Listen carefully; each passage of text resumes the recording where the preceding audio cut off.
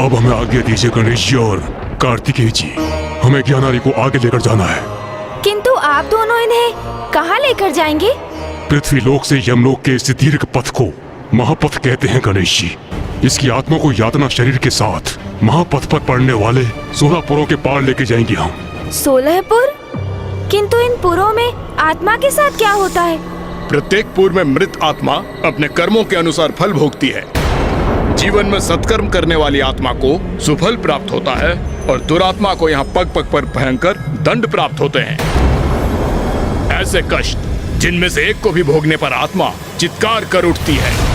कहीं प्रचंड अग्नि में भस्म होता है वो, तो कहीं अन्य भक्षक जीव उसके शरीर के अंगों को नोच नोच कर अपना आहार बनाते हैं। कहीं उस पर अस्त्र शस्त्र शिलाओं आदि से प्रहार होता है, तो कहीं उसे कांटों कंकड़ आदि से भेदे जाने पर विवश होना पड़ता है। इन सब में उसका यातना शरीर पकड़े हुए सांप की तरह छटपटाता है, किंतु पग पग पर भयंकर कष्टों को सहकर दारुण स्वर में विलाप करते हुए आगे बढ़ने पर लाचार होता है। तो जब उसकी आत्मा अपने समस्त कर्मों के फल को भुगत कर उन 16 पुरों के पार पहुंच जाएगी, तो उस यातना शरीर का क्या होगा? 16 पुरों को पार करने के पश्चात ज्ञानारी का यातना शरीर हमारे प्रभु यमराज के समक्ष प्रस्तुत होता है, जहां वो इसके कर्मों के अनुसार उपयुक्त स्थान का निर्णय लेंगे। यदि इसके दंड के उपरांत भी उसके बुरे कर्म शेष रहे तो वो नरगामी होगा, किंतु यदि सत्कर्म शेष रहे तो वो स्वर्ग जाने का भागी बनेगा। अब हमें आज्ञा दीजिए प्रभु, ज्ञानारी अब प्रथम पुर तक पहुंच रहा होगा। 16 पुरों की जो इसकी कठिन और दीर्घ यात्रा जो आरंभ हो रही है, वो पूर्ण होगी 384 दिवसों में।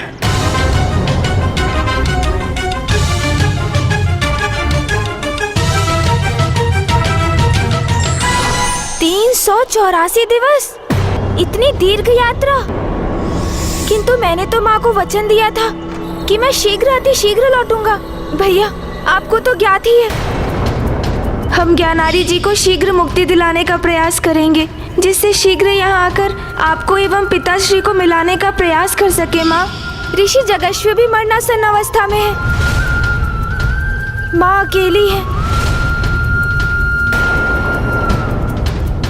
हमें पिताश्री को भी काशी लौटाने का कोई उपाय ढूंढना है, किंतु यहाँ भी ज्ञानारी और सुबोध के भले के लिए ज्ञानारी जी को दिए वचन से बंध गया हूँ मैं। उनकी यात्रा संपन्न होने तक यहीं रहना होगा मुझे। अब इस दुविधा को कैसे सुलझाऊं मैं? यहाँ भी कैसे रहूं और काशी लौटकर माँ को दिया वचन कैसे पूर्ण करूं मैं? ओम नमः शिवाय। ओम नमः शिवाय। ओम नमः शिवाय। ओम नमः शिवाय। ईश्वर, प्रभु शीघ्र ही लौटते होंगे। ओम नमः शिवाय। स्वामी, पुत्र गणेश और कार्तिकेय शीघ्र यहाँ लौटेंगे और फिर वो आपके अंश को यहाँ मुझ तक लाने का कोई उपाय अवश्य ढूंढ लेंगे।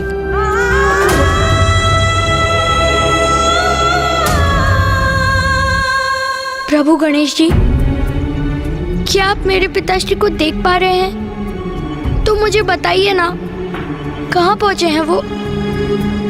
अवश्य सुबोध।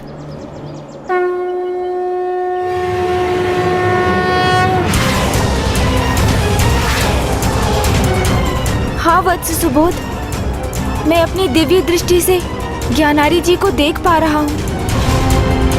वो एक अनंत अंधकार की गहराई में गिरते चले जा रहे हैं। नहीं, नहीं, नहीं! क्या हुआ गणेश? अब क्या देखा तुमने?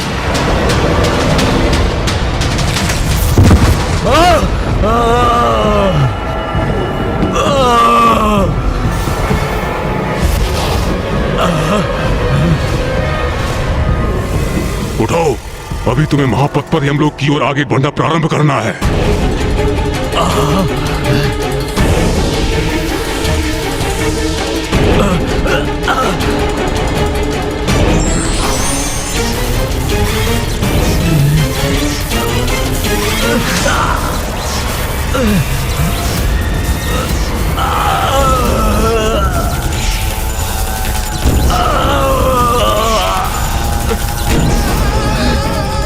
छोड़ दो मुझे, छोड़ दो, क्षमा करो मुझे, इतनी भीषण पीड़ा नहीं सह सकता मैं, छोड़ दो, दया करो मुझ पर, दया करो, छोड़ दो, हाँ छोड़ो, छोड़ दो मुझे, छोड़ो, छोड़ो।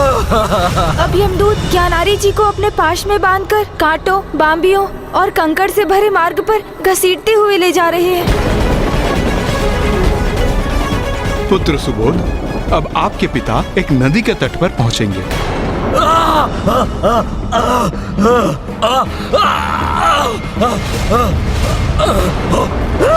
अब हम पुष्पभद्रा नदी के तट पर हैं।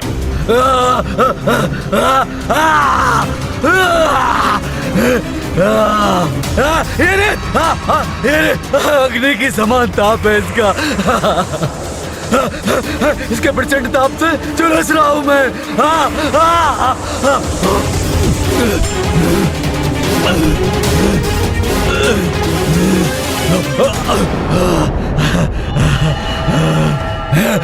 जल, जल, जल, प्यास, प्यास, प्यास लगी है मुझे, जल दे दो मुझे, बहुत बहुत प्यास लगी है। पुत्र, अब आपके पिता का यातना शरीर पुष्पभद्रा नदी के तट पर पहुंच चुका है, जहां आपके द्वारा दिया गया पिंडदान उनका भोजन बनेगा और तर्पण का जल प्राप्त होगा।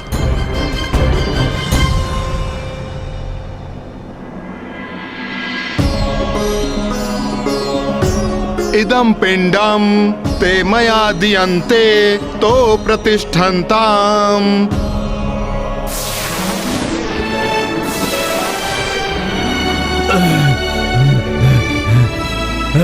भूख, भूख और प्यास तो मिट गई, किंतु किंतु किंतु मेरा कष्ट नहीं मिटा। मेरा संपूर्ण तन कष्ट में है, तो जैसे पुनः मृत्यु के मुख में प्रवेश कर रहा हूँ। अभी से इतना विलाप कर रहे हो? अभी तो तुम्हारी यात्रा आरंभ भी नहीं हुई ज्ञानारी।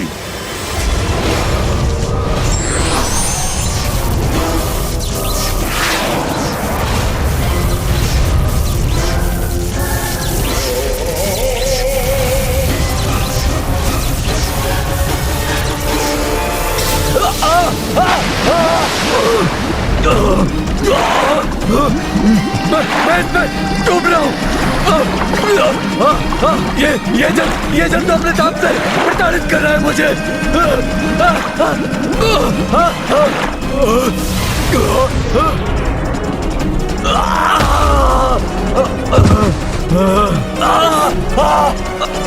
कष्ट तो बढ़ते जा रहे हैं।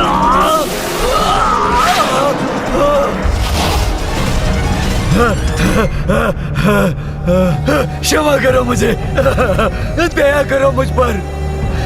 मैं ये कष्ट और नहीं सह सकता, नहीं सह सकता मैं। ये यमपुर है, महापथ पर पड़ने वाला पहला पुर, जहाँ उन आत्माओं को दंड दिया जाता है जिन्होंने अपने जीवन काल में अपने माता पिता का अपमान किया हो। नहीं, मैंने अपने माता पिता का कभी अपमान नहीं किया था, कभी नहीं किया था। हमने तो सम्मान किया है, सम्मान, कभी अपमान नहीं किया। ज्ञानारी जी, यमदूतों से असत्य वचन कहना व्यर्थ है, उनसे आपका कोई सत्य छिपा नहीं। क्या हुआ प्रभु गणेश जी? मेरे पिता कुशल तो है ना? नहीं वत्स सुबोध, अब वो याम्यपुर पहुंच गए हैं, जहां उन्हें अपने एक पाप का भीषण दंड प्राप्त होगा।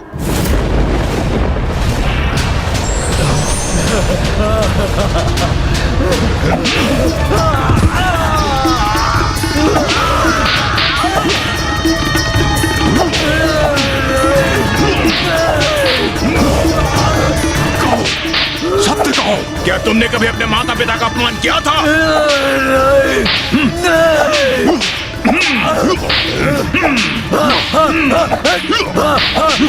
किया था। बहुत बुरा पुत्र था मैं। जब बाल्यावस्था में था, अपने पिता का अपमान और तिरस्कार करने का अपराध किया था मैंने। मुझसे भूल हो गई। मुझे मुझे क्षमा करो मुझे। और कोई अपराध और कोई पाप नहीं किया मैंने। तो क्या आप दोनों मुझे यमराज के समक्ष प्रस्तुत करेंगे?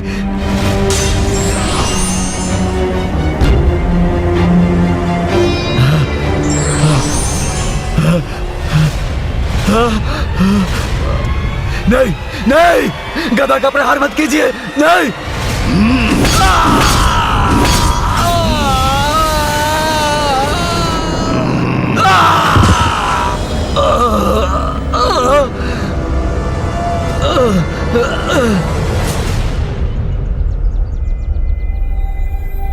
गणेश, आप क्या अपनी दिव्य दृष्टि से तुम कुछ देख पा रहे हो? ज्ञात नहीं भैया, वहाँ क्या हो रहा है? वहाँ तो सर्वत्र अंधकार छाया है। मुझे कुछ दिखाई नहीं दे रहा है भैया वहाँ। ऐसे अंधकार का अर्थ तो ये है कि वो शौर्यपुर पहुंच चुके हैं। ऋषिवर, वहाँ आत्माओं के साथ क्या होता है? ऐसा सुना जाता है वत्स कि शौर्यपुर के राजा अत्यंत भयंकर हैं और उसके दर्शन मात्र से आत्मा भयभीत हो जाती है और कुछ यातना शरीर तो वहां से आगे बढ़ने में असमर्थ हो जाते हैं।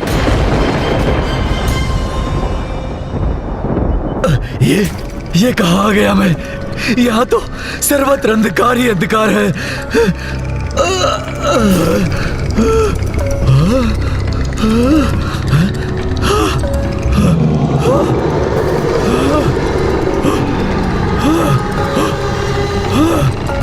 क्या नारी,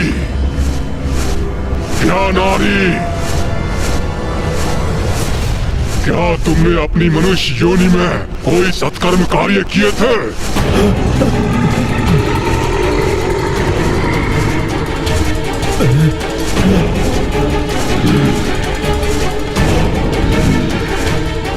हत्या का महापाप किया है तुमने। धर्म कर्म में लीन ऋषि मुनियों की हत्या की है तुमने। शौर्यपुरी में अब तुम्हें तुम्हारे इस महा अपराध का दंड प्राप्त होगा। तुम्हें तो अब मेरी भीषण अग्नि का प्रकोप सहना पड़ेगा।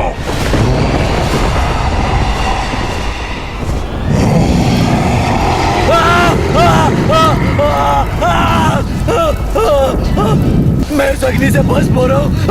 क्षमा करो मुझे, क्षमा करो, क्षमा करो। मैंने अपने जीवन में इतने दुष्कर्म क्यों किए?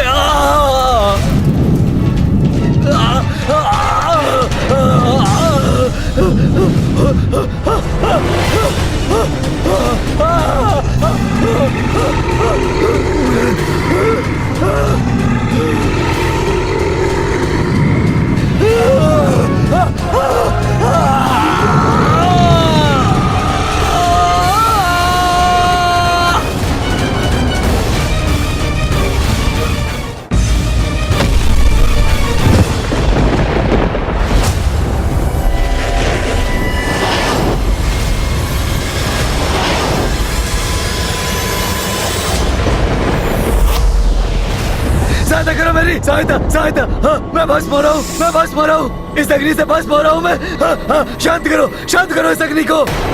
हाँ, हाँ,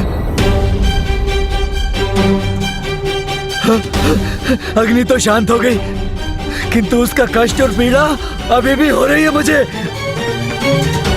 ऐसा प्रतीत हो रहा है जैसे इस अग्नि से तप रहा हूँ मैं।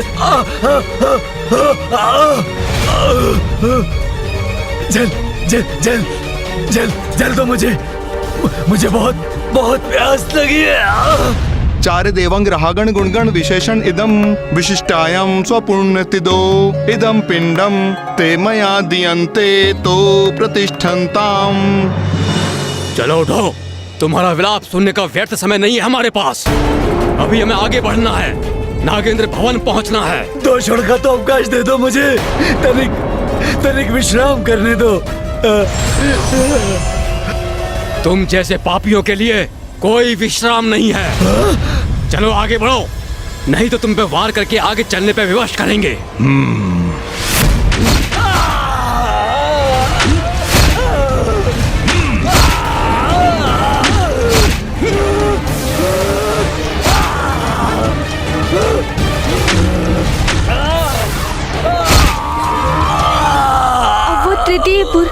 नगेंद्र भवन पहुंच गए हैं, जहां ज्ञानारी जी को अपने जीवन काल में कोई भी यज्ञ ना करने का दंड प्राप्त हो रहा है।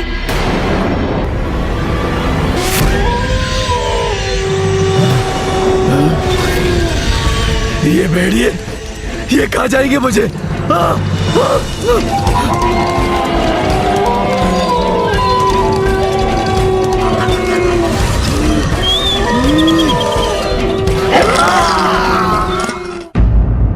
अब वो चतुर्थपुर गंधर्व नगर पहुंच गए हैं, जहां ज्ञानारी जी ईश्वर की पूजा में अवरोध उत्पन्न करने के लिए दंडित हो रहे हैं।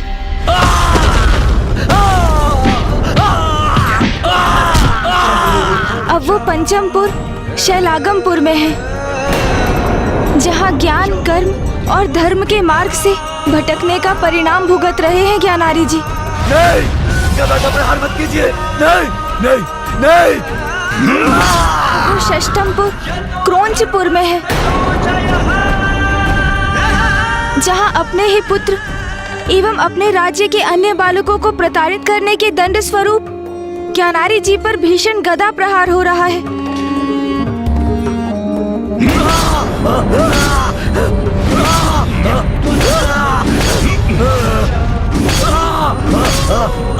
अब वो सप्तमपुर क्रूरपुर को पार कर 8वें पुर विचित्र भवन में है, जहां ज्ञानारी जी को तपते कोयले के अंगार पर स्थित होकर स्त्रियों के अपमान का दंड भोगना पड़ रहा है।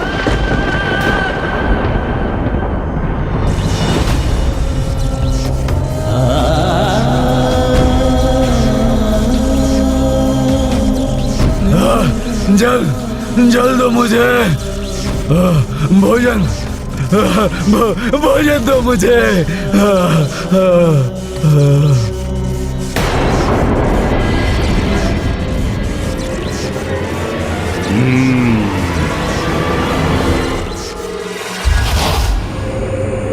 जल, जल दो मुझे। भोजन, भोजन दो मुझे। मुझे मुझे बहुत प्यास लगी है, जल दो मुझे। हम वैतरणी नदी के तट पर पहुंच चुके हैं।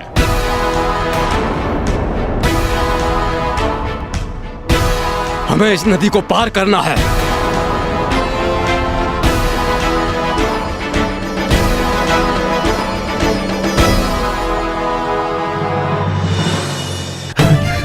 मेरे कष्टों में कुछ तो विराम होगा अब। इस नदी को पार करते समय मैं इस नौका पर तनिक विश्राम तो कर सकूंगा।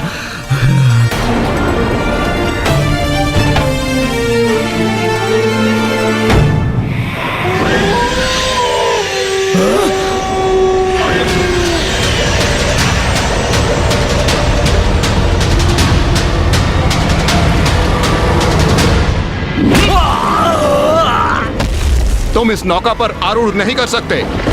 उसके लिए तुम्हें अपने जीवन में कुछ पुण्य करने चाहिए थे। कहो, तुमने कभी कोई पुण्य किया था?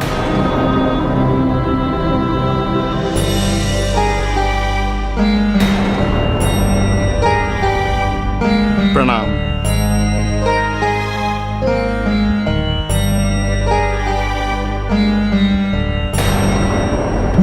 मेरे साथ ऐसा अन्याय क्यों? हाँ? इस ब्राह्मण को नौका में लेकर जा रहे हो, मुझे क्यों नहीं? हाँ? वैतरणी नदी को सुगमता से वही पार कर सकते हैं जिन्होंने अपने जीवन में सत्कर्म किए हैं। मात्र वही नौका से वैतरणी को पार कर सकते हैं। ऐसी आत्मा को स्वयं गौ माता वैतरणी पार करने के लिए प्रकट होती हैं और उसका यातना शरीर उसी दिव्य गौ की पूंछ पकड़कर सुगमता से वैतरणी नदी के उस पार पहुंच जाता है।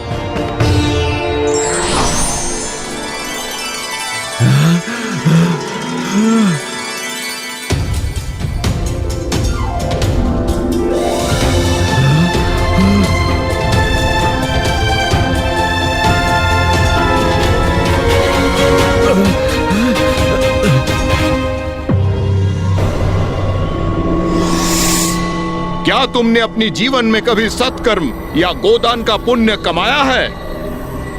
नहीं, नहीं। तब तुम्हें कोई अधिकार नहीं इस नौका पे आने का। मैं ये वैतरणी नदी कैसे पार करूंगा? मेरी यात्रा कैसे पूर्ण होगी?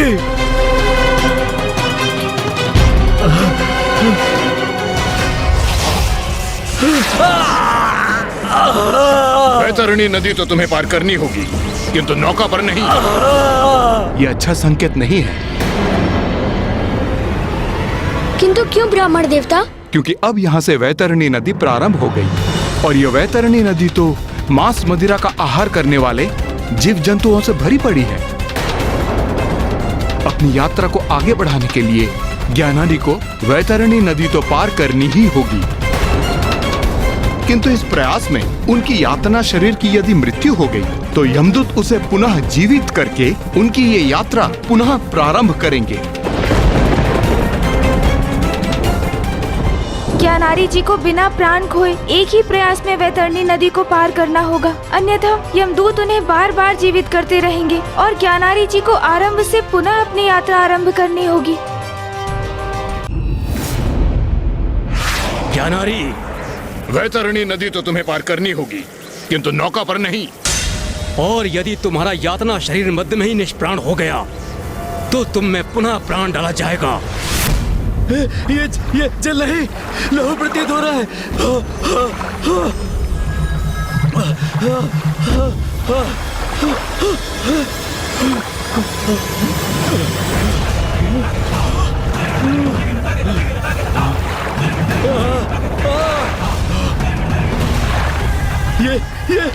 ये क्या बड़ा चला रहा है मेरी ओर?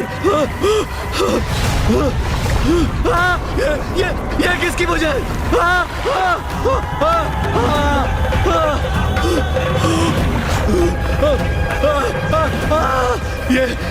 ये कैसे भयंकर नदी है ये?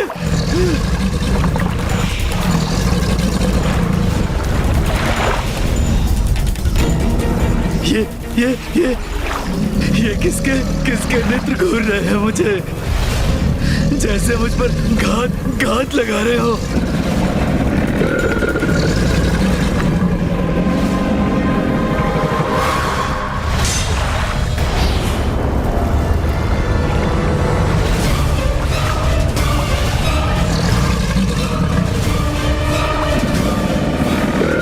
रक्षा करो, कोई तो रक्षा करो मेरी।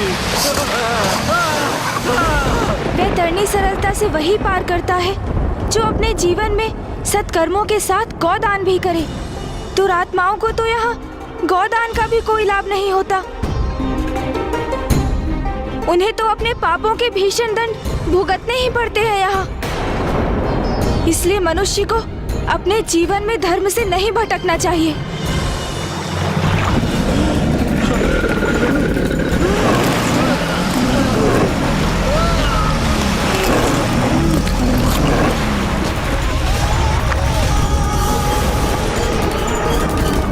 इसका यातना शरीर तो निष्प्राण हो गया।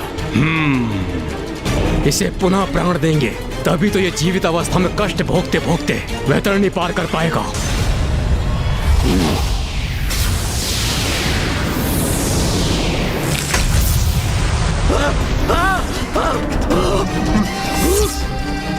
मुझे जीवन क्यों किया? मृत्यु चाहता हूँ मैं, और कष्ट नहीं सह सकता। ज्ञानारी, तुम्हें तो वैतरणी पार करनी होगी। जो तुम्हारा यातना शरीर जीवित अवस्था में ही कर सकता है। और स्मरण रहे, जितनी बार तुम्हारा यातना शरीर मृत अवस्था में जाएगा उसे हम पुनः जीवित करेंगे। तुम्हें ये कठिन यात्रा पुनः आरंभ करनी होगी। नहीं, नहीं, नहीं।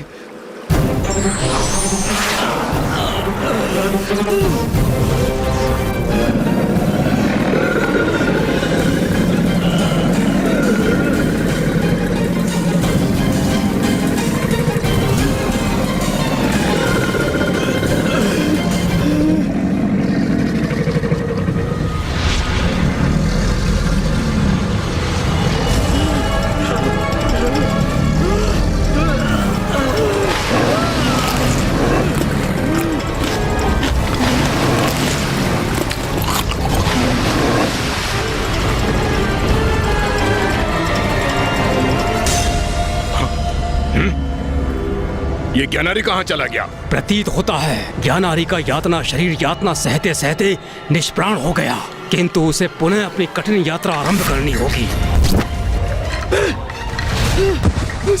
मुझे और यातना मत दो, छोड़ दो मुझे। मुझसे मत करवाओ ये कठिन यात्रा। तो अंततः इसने वैतरणी पार कर ही ली। अपने जीवन में मैंने अच्छे कर्म किए होते तो ऐसी दुर्दशा ना होती मेरी।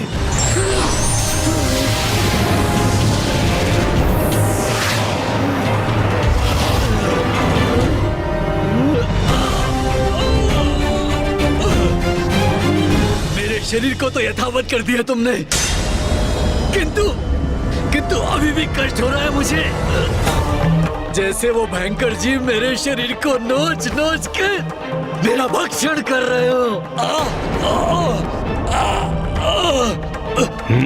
मुझे बहुत प्यास लगी है। जल दो मुझे। भूख लगी है मुझे। भोजन दो मुझे।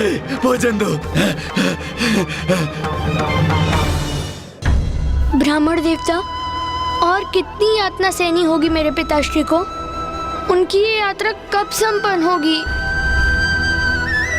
वत्स सुबोध, तुमने तो अभी 8वें माह का ही पिंडदान किया है और इस यात्रा की अवधि तो 1 वर्ष की होती है ना।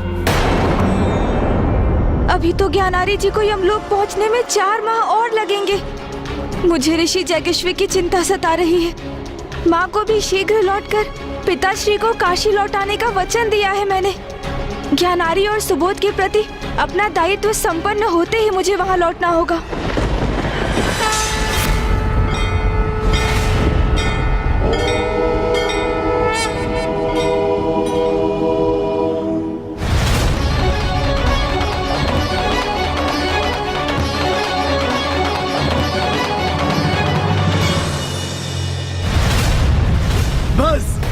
बस और नहीं कर सकता। बस। जब अपने जीवन में पाप कर्म कर रहे थे तब तुम कहते कि नहीं, मैं नहीं कर सकता, तो आज तुम इतने कष्ट के भागी नहीं बनते। किंतु हम अभी तो महापद के अर्ध स्थान पर ही हैं। अभी तो तुम्हें और कष्ट सहने होंगे। अभी हम नवेपुर ब्रह्मपथ पर पहुंचेंगे, जहां तुम्हें और दंड मिलेगा। नहीं। अपनी प्रजा को आतंकित करने का, अपनी शक्ति से उन्हें अपने समक्ष झुकने को विवश करने का दंड देने हेतु यमदूत ज्ञानारी जी पर परित प्रहार कर रहे हैं।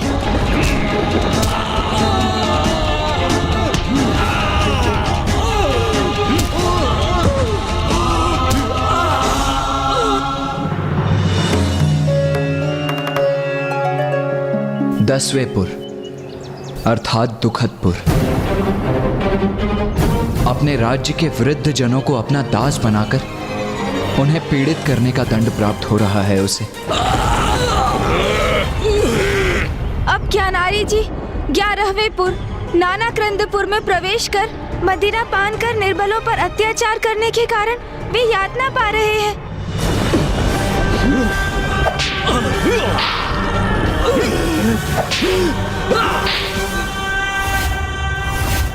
12वें अर्थात सुप्त भवनपुर में ज्ञानारी को अपने राज्य में स्थित भगवान के मंदिरों और उनके श्री विग्रह नष्ट करने के पाप का कठोर दंड प्राप्त हो रहा है। 13वें और 14वें रौद्रनगर और पर्योवर्षण में ज्ञानारी जी को स्वयं को ईश्वर घोषित करने का दंड दिया जा रहा है।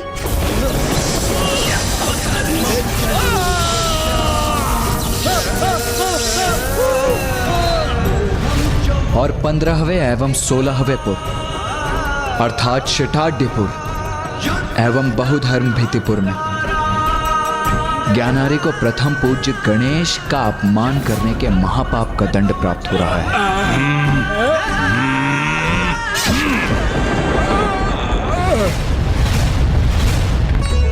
अदपूर्वचारित दिवंग ग्रहागण गुणगण विशेषण इदम विशिष्टायाम स्वपुण्यतिदो इदम पिंडम ते मया दियन्ते तो प्रतिष्ठन्ताम।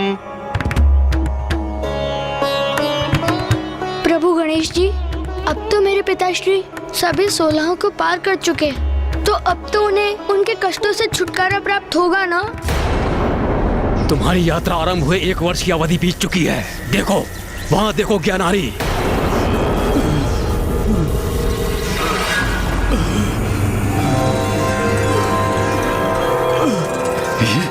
ये सीढ़ियां मुझे यमलोक में स्थित यमराज तक ले जाएंगी। ज्ञानारी, अब हम यमलोक के बहुत निकट पहुंच चुके हैं। अब तुम्हें तीव्र से ये सीढ़ियां चढ़कर यमराज तक पहुंचना होगा। किंतु यदि तुमने ये सीढ़ियां चढ़ते हुए अपना संतुलन खोया तो तुम नीचे गिर जाओगे और तुम्हें पुनः ये सीढ़ियां चढ़नी पड़ेगी। ज्ञानारी जी अब अपनी यात्रा के अंतिम पड़ाव पर हैं। एक बार ज्ञानारी यमलोक पहुंच जाए तो यमराज को ज्ञात हो जाएगा कि वो अपने समस्त पापों का दंड भुगत चुका है और तब वो उसके साथ उचित न्याय करेंगे, है ना? हाँ कुमार कार्तिकेय, गणेश जी, ये सत्य है कि ज्ञानारी इन 16 पुरों की यात्रा में अपने अनेक पापों का दंड प्राप्त कर चुका है,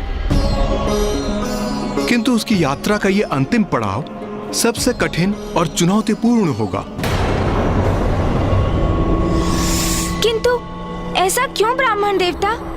यमलोक की सीढ़ियों पर ज्ञानारी की सबसे कठिन परीक्षा होगी कि ये जो प्रायश्चित कर रहा है वो वास्तव में कर रहा है या कष्टों को कम करने के लिए दिखावा मात्र कर रहा है। यदि उसका प्रायश्चित सत्य है तो सीढ़ियां चढ़कर आगे बढ़ सकेगा, अन्यथा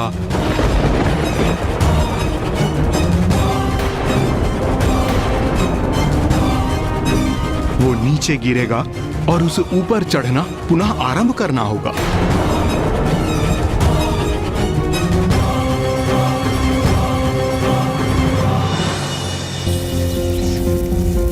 इतनी यातना सहने के पश्चात सीढ़ियां चढ़ना सरल प्रतीत हो रहा है। अब तुम्हें पाश से बांधने की आवश्यकता नहीं है। वैसे भी यहाँ से तुम कहाँ भागोगे? तो बताओ ज्ञानारी, क्या अपने जीवन में किए गए पाप कर्मों का पश्चाताप है तुम्हें? हाँ है, पश्चाताप भी है, ग्लानि भी है अपने अपने सभी पापों को लेकर। अब मैं ऊपर चढ़ूं?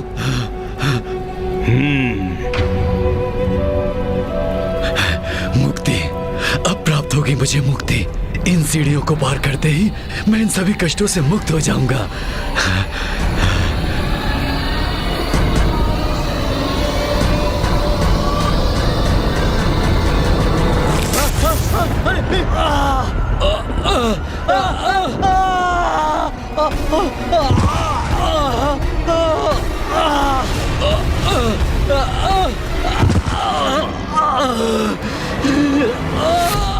ज्ञानारी जी संतुलन खोकर नीचे गिर गए। अंततः हुआ वही जो ब्राह्मण देवता जगराव जी ने कहा। जब तक ज्ञानारी सच्चे हृदय से पश्चाताप नहीं करता वो सीढ़ियां चढ़कर यमराज तक कदापि नहीं पहुंचेगा। क्या हुआ ज्ञानारी? तुमने अपना संतुलन खो दिया, नीचे गिर गए। तुम तो अपने पापों के लिए पश्चाताप से भरे हो ना, तो ऊपर क्यों नहीं चढ़ पाए? गिर क्यों गए?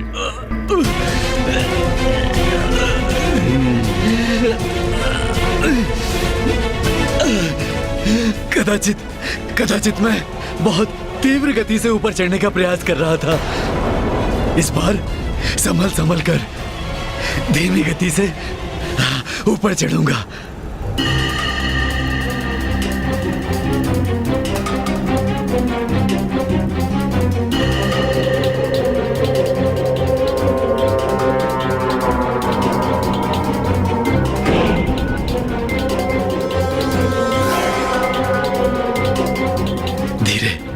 धीरे धीरे आगे बढ़ूंगा तो अवश्य अपना संतुलन बनाए रखने में और ऊपर यमराज के समक्ष पहुंचने में सक्षम होऊंगा मैं, जो मेरे साथ न्याय कर मेरे आगामी लोक को निर्धारित करेंगे।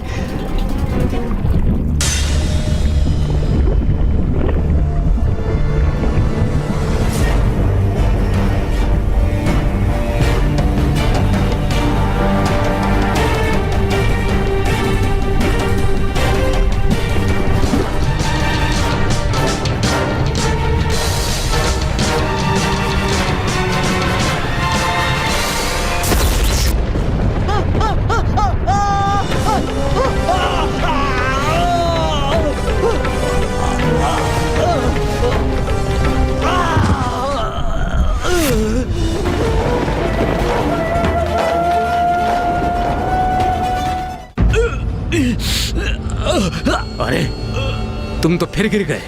ज्ञानारी सत्य कहो, तुम वास्तव में पश्चाताप का अनुभव कर रहे हो ना?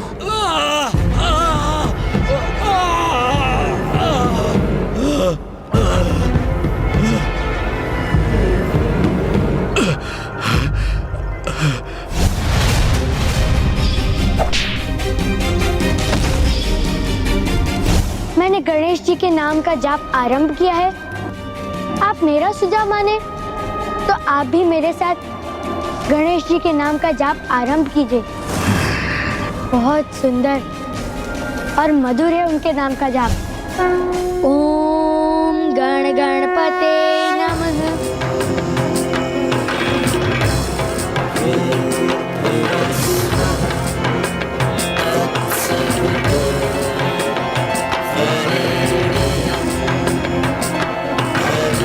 प्रभु गणेश जी, अब आप ही मेरा मार्गदर्शन कीजिए। ओम गणेशाय नमः। ओम गणेशाय नमः। ओम गणेशाय नमः। उस गणेश से अपने पिता का प्रतिशोध लूंगा। फेंको इस मूर्ति को, अन्यथा मैं स्वयं उठाकर इसे फेंक दूंगा। मैं त्रिलोक विजेता, मैं ही सत्य हूँ, मैं ही ईश्वर, मैं ही सत्य हूँ, मैं ही ईश्वर। फेंको इस मूर्ति को। गणेश का तो मैं करूंगा ही, मैं ही सत्य हूँ, मैं ही ईश्वर। बहुत बड़ा पापी हूं मैं। अनेकों पाप कर्म किए हैं मैंने। मैं तो भयंकर दंड का भागी होने योग्य हूं। अपने जीवन में मैंने पुत्र, पिता, पति होने के किसी भी दायित्व का अथवा जीवन के किसी भी धर्म का पालन नहीं किया। दुर्बलों को सताया, उन पर अत्याचार किया। प्रथम पूज्य गणेश जी का अपमान करने का घोर पाप किया है मैंने। अपने सभी पापों के लिए मैं आपसे क्षमा याचना करता हूं। क्षमा कीजिए प्रभु, क्षमा कीजिए मुझे। प्रभु गणेश जी, मुझे क्षमा कीजिए। मुझ पापी को क्षमादान दीजिए प्रभु, क्षमादान दीजिए प्रभु। ज्ञानारी,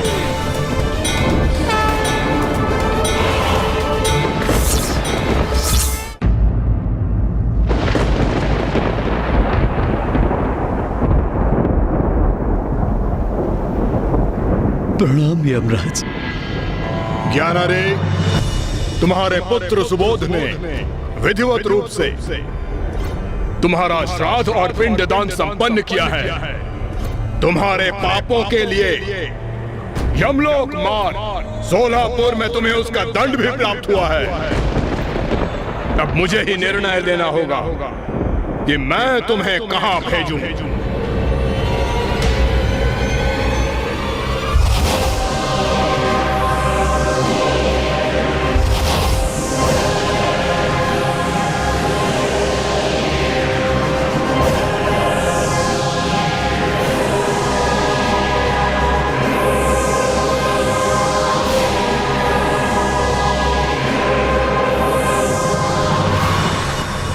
तुमने अन्य पापों के साथ स्वयं को ईश्वर घोषित करने का महापाप किया है।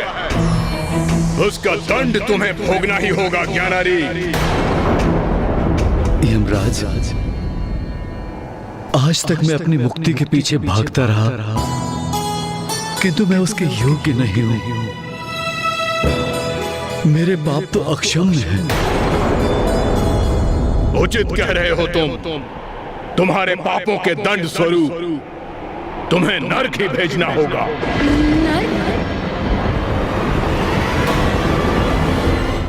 धन्यवाद, धन्यवाद यमराज, धन्यवाद।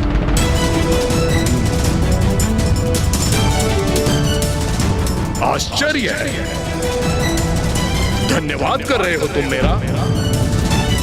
तुम प्रथम आत्मा हो जिसे नर्क भेजने के बाद भी वो मुस्कुरा रहा है। यमराज, इस यात्रा में मैंने स्वयं को जाना। मेरे लिए अपनी बुराई से आत्मसात होने की पीड़ा तो भारी यातनाओं से कहीं अधिक थी। किंतु जब मैं यमलोक की सीढ़ियां चढ़ने लगा तो पुत्र सुबोध द्वारा गणेश की महानता का वर्णन स्मरण हुआ। और तब मैंने गणेश जी का ध्यान किया और अब प्रथम बार मुझे सत्य में आंतरिक शांति का अनुभव हुआ। अब मैं समझ चुका हूं मेरी मुक्ति तो गणेश जी की भक्ति में ही है, वही मेरा मोक्ष है। इसलिए मैं आपका आभारी हूं कि आप मुझे नरक भेज रहे हैं, क्योंकि कष्ट और वेदना का अनुभव किए बिना मैं प्रथम पूज्य गणेश जी की शरण में नहीं आता। और अब नरक की यातना को भोगते हुए मैं अनंत काल तक गणेश जी का नाम ही जपता रहूंगा। प्रभु गणेश जी, अब मैं समझा मेरे पिताश्री नरक जाने में इतने प्रसन्न क्यों हैं। क्योंकि उन्हें अब जितना कष्ट होगा वो उतना ही आपकी भक्ति में लीन होते जाएंगे। अंततः मेरे पिता को आपकी भक्ति के आनंद का आभास हो ही गया।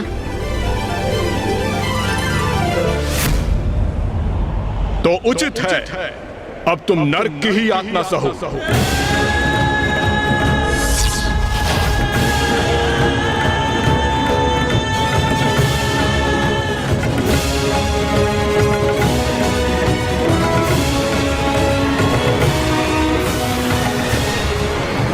रुक जाओ ज्ञानारी, रुक जाओ ज्ञानारी।